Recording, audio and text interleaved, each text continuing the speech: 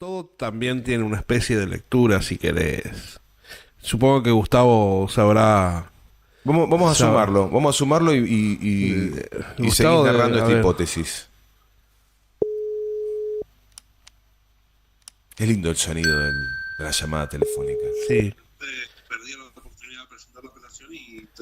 Estoy escuchando, sigo escuchando voces. Hola. Buenos días. Buen Buenos día. días, Ronnie. Bueno, Gustavo. Estás muy confundido, ¿eh? Sí, No, no, acá están escuchando voces, se Sí, auto. sí, sí. Tiene Para dilema. psicólogo. algo así. Sí, me parece que hay cuestiones de brujería por ahí metidas. Sí, sí, a mí me salen orzuelos, él escucha voces. Sí, sí, Guarda, sí. guarda, Gustavo, ¿eh? Menos mal que estoy a la distancia, si no. Tal cual. Me decías, Ronnie, estabas completando una idea, me decías, Cristina, está pelado y Claro, apela a último momento, cuestión de que los tiempos se vayan estirando, pero lo apela. O sea, no se queda como con sentencia, con la sentencia como para que quede firme. Significando, puede llegar a ser, no, significando no, sino que podría ser que esté andando un camino como encaminándose a una candidatura.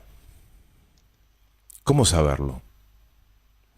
No, Por eso digo que es una hipótesis. tiré así.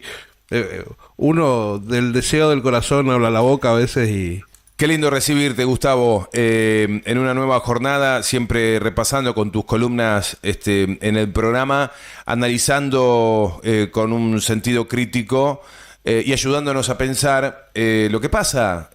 Cada 2, 3 días se nos acumulan un montón de informaciones. ¿Cómo ves este pedido de apelación de Cristina? Bueno, es lo lógico y el derecho que tiene cualquier sentenciado a apelar una sentencia. Ayer lo escuchaba a Carlos Beraldi que decía esa especulación que se hace, que la justicia puede amoldar los tiempos y hacerlo en un plazo brevísimo para impedir la candidatura de Cristina. Eso no es posible. No, no es posible porque la Cámara de Casación, que es donde se realiza la apelación, puede demorar hasta 2 años. Hay causas que se han apelado y que demoran 2 o 3 años en resolverse esa apelación. Por lo tanto, que lo hagan en un plazo récord y que antes de las elecciones ya esté resuelto y esté en la Corte Suprema de Justicia es prácticamente la demostración de que la justicia está total y absolutamente amañada. Ayer Carlos Beraldi hablaba de un plazo de 2 o 3 años que va a demorar en la revisión de este fallo. No nos olvidemos que el mamotreto con que justificaron la sentencia tiene más de 1.600 páginas y la apelación tiene 395.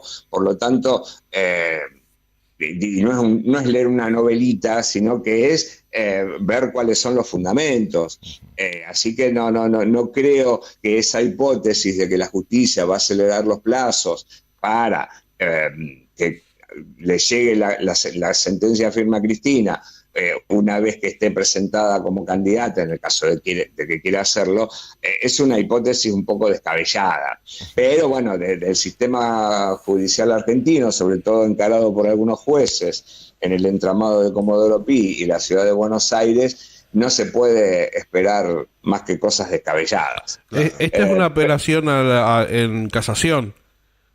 Claro, ahora va a la sala de casación y además hay un reclamo para que en esta revisión de la sentencia no intervengan los jueces Mariano Borinsky y Gustavo Hornos, que eran los que visitaban a Olivos, visitaban en Olivos a Mauricio Macri y también en la Casa Rosada. Claro. Por lo tanto, hay motivos como para que se conforme un nuevo tribunal de apelación, una cámara de casación con jueces subrogantes que no tengan vínculos estrechos con Mauricio Macri ni con nadie. Claro. Y después todavía queda la instancia, en caso de que casación niegue la apelación, queda la instancia de Corte Suprema. No, creo que hay una segunda instancia de apelación y después iría a la Corte Suprema. Ay, no, o sea esto que es para 10 años. ponele. Para 10 Ya años. vamos a estar Ya vamos a estar en el geriátrico cuando se Sí, resuelva esto. claro, por eso decían que cuando suceda eso, Cristina ya va a tener 70 y va a pedir domiciliaria y jamás va a caer en cana. Se quejaban los, los gorilas. No, pero además la cuestión, y esto es justamente lo del lofer, no tiene que ver con el mecanismo correcto de la justicia, sino mantener la sospecha. Claro, Es decir, este fallo, esta sentencia, no tiene como objetivo hacer justicia, sino es poner un titular sí. y permitir que los medios de comunicación, como Cristina anticipó en diciembre del año pasado, digan, ay, se presenta cuando está proscripta, se presenta porque está condenada, se presenta... Y además tienen como 400 causas para seguir jugando, y eso es justamente el lawfare, es mantener la sospecha permanente, aunque ya haya fallos que desestimaron denuncias. Ahora, por ejemplo, quieren reflotar la causa OTESUR, a pesar de que ya fue sobreseída.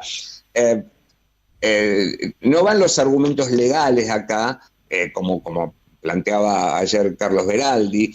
Ahora vamos a ver cuáles son los 3 puntos esenciales por lo cual se la condena a Cristina y que son insostenibles, pero lo importante es mantener la sospecha, y tener a una porción del público cautivo de ciertos medios y de las redes sociales convencida de que Cristina es culpable y que busca su impunidad a través de los fueros.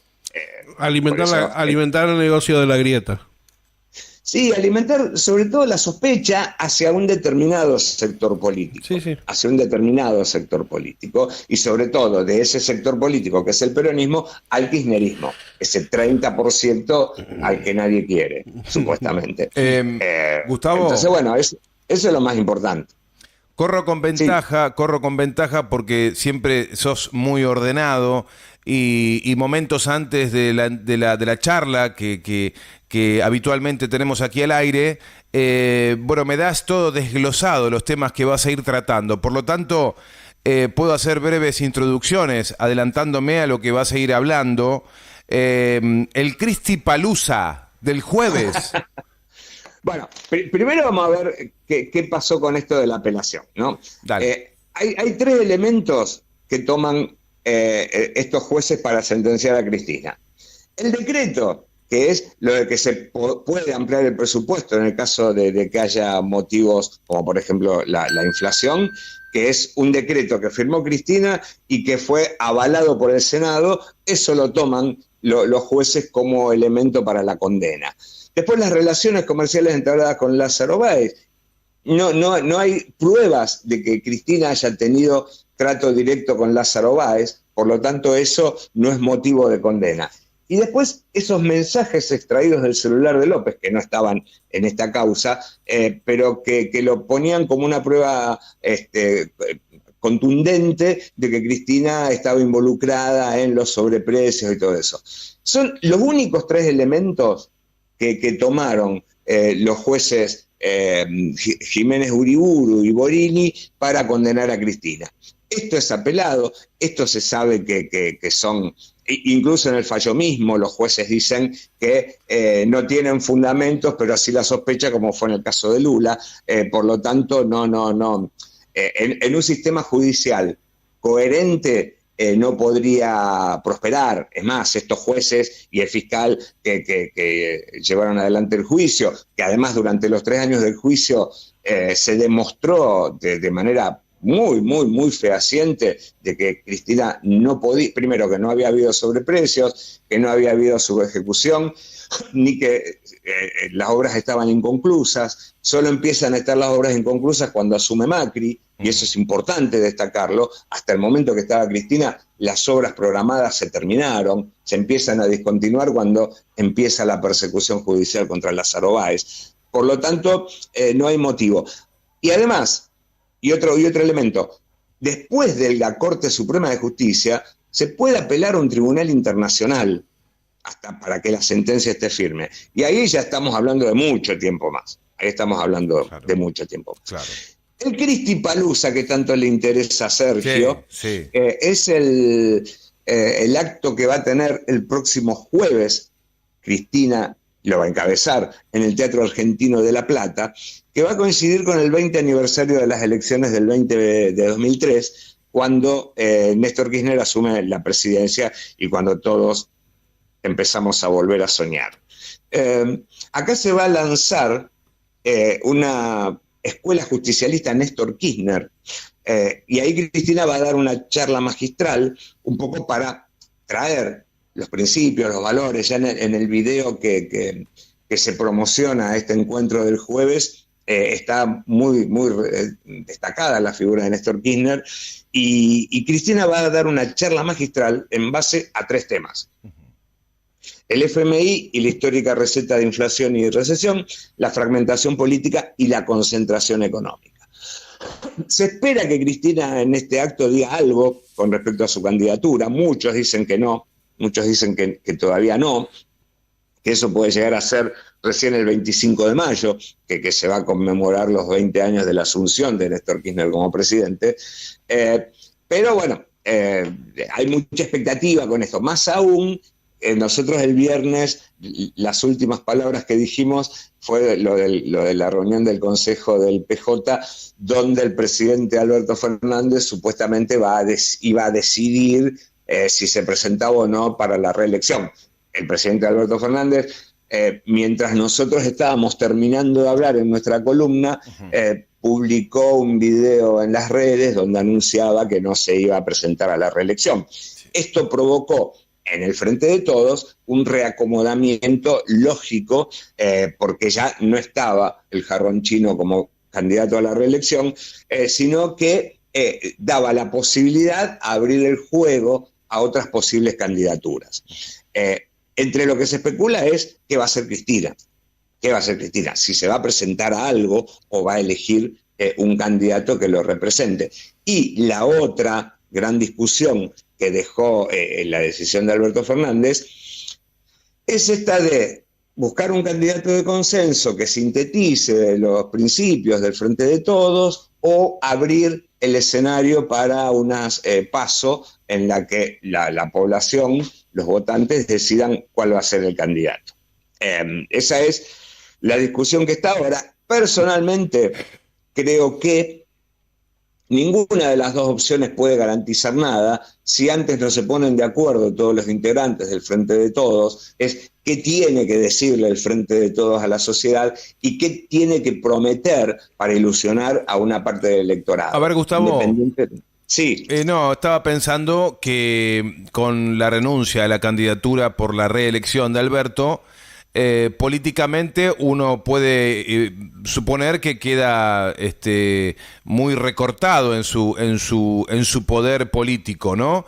Pero uno lo supone. Ahora, la coalición de gobierno, compuesta por Alberto como una figura elegida por Cristina, sin aparato, ocupó la primera magistratura, pero siempre se entendió que la verdadera fuerza y el sustento estaba en los aparatos del kirchnerismo, del Instituto Patria, de Cristina, de todos los compañeros que están bancando la figura y la conducción política de Cristina, y después el aparato de Sergio Massa y el Frente Renovador de Sergio Massa. Ahí uno consideraba que estaba la verdadera fuerza de movilización, la verdadera fuerza militante. A partir de allí uno piensa que con la renuncia de la reelección de Alberto, sin aparato, queda la discusión simplemente entre Massa y Cristina, cómo definir ahora esto. Sin embargo, estamos viendo toda una campaña, una orquestación para darle bolilla al megáfono que está poniendo Alberto, que dice vamos a unas PASO. Y salió Aníbal Fernández, salió el Chivo Rossi, salió Tolosa Paz, etcétera, etcétera, a pedir esas PASO. ¿Le hacemos caso a Alberto y vamos por unas PASO? ¿O pueden crearse un candidato por consenso saliendo de una reunión entre Cristina, Massa y, si querés, lo sumamos a Alberto? Bueno, esa es la gran discusión. Y lo más importante todavía que nos involucra a todos los habitantes de este país es cómo sostener la gobernabilidad de Alberto Fernández en el momento en que dice yo no voy a ser candidato, porque es una pérdida de poder enorme que un candidato ni siquiera intente disputar la reelección, sabiendo que su imagen ha caído muchísimo y lo que tiene que hacer, lo que necesita hacer para continuar con su mandato, es recostarse en las otras dos fuerzas políticas que le dieron sustento a su candidatura, algo que no hizo durante los años anteriores, sobre todo del lado de Cristina Fernández de Kirchner, o sea, del kirchnerismo. Esto es lo que ahora necesita imperiosamente para sostener su pequeña cuota de poder de acá hasta final de mandato. Para eso va a tener que hacer lo que no hizo hasta ahora, que es hacer lo que las otras dos fuerzas políticas le dicen que haga. Me parece que el tránsito hasta diciembre va a depender mucho de cómo él se recueste en ese apoyo y no se corte solo como hizo desde prácticamente el fin de la pandemia hasta acá. Exacto. Incluido el acuerdo con el Fondo Monetario Internacional. Gustavo, nos va a quedar cortitos, nos quedan 5 minutitos. Nos quedaban varios temas. Chodos, lo que dijo sobre el FMI, del PRO que fue a patalear en el FMI, el incendio de Iron Mountain, esos dos temas, 5 minutos tenemos.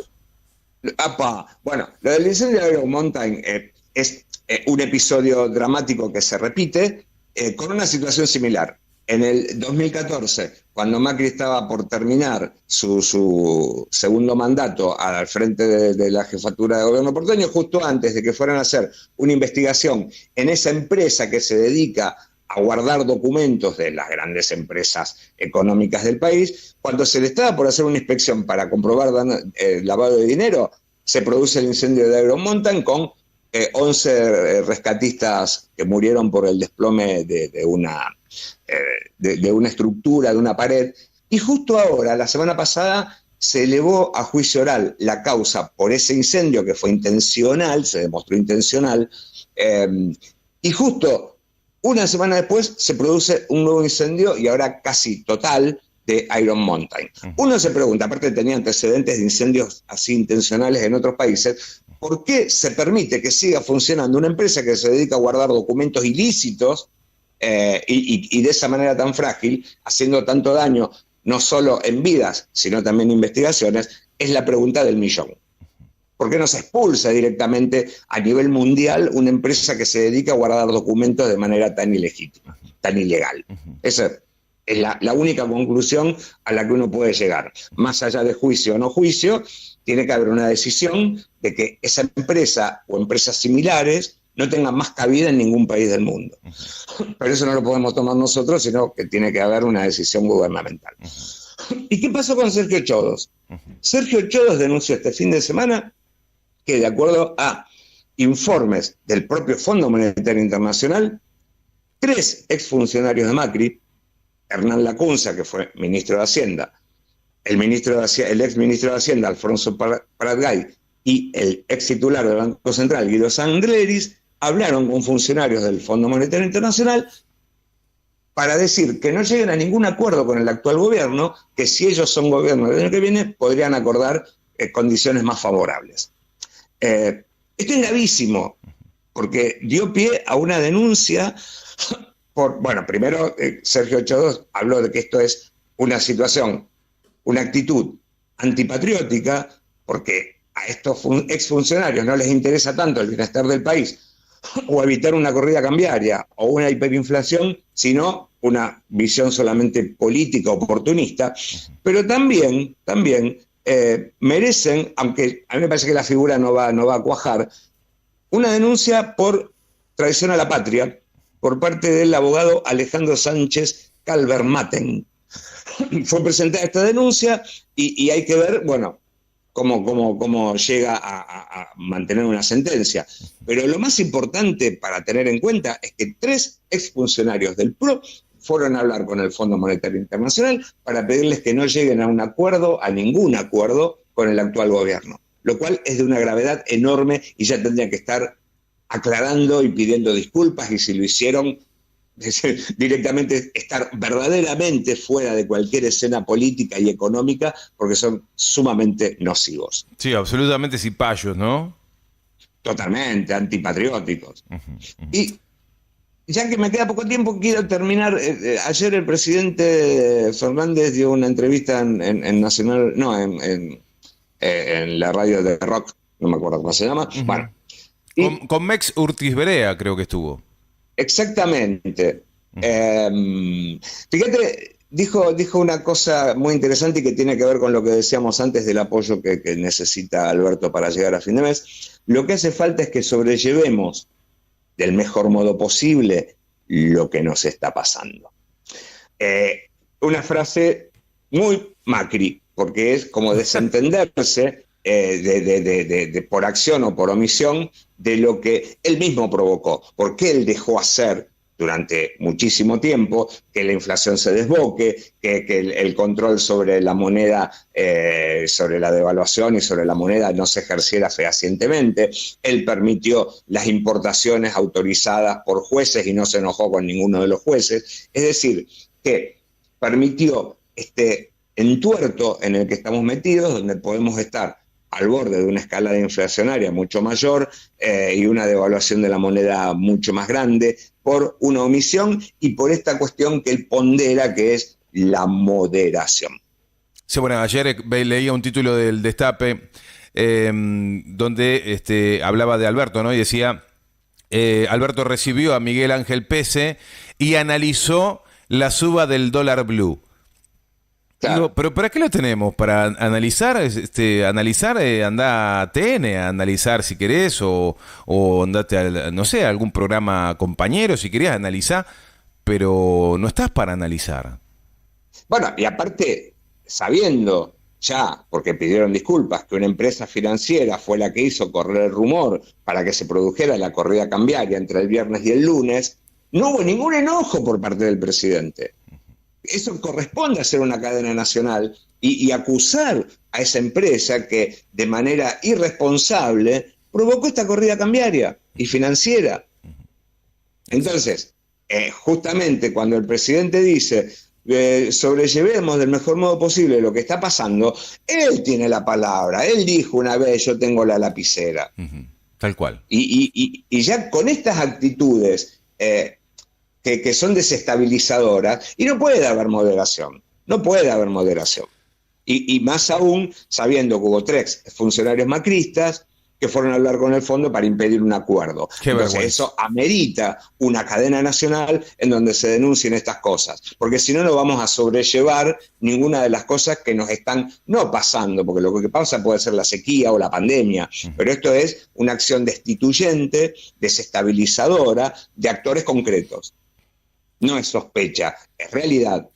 Extraordinario, entonces, eso Gustavo. es justamente lo que tiene que hacer un presidente, que es transformar la realidad y denunciar a aquellos que tratan de alterarla.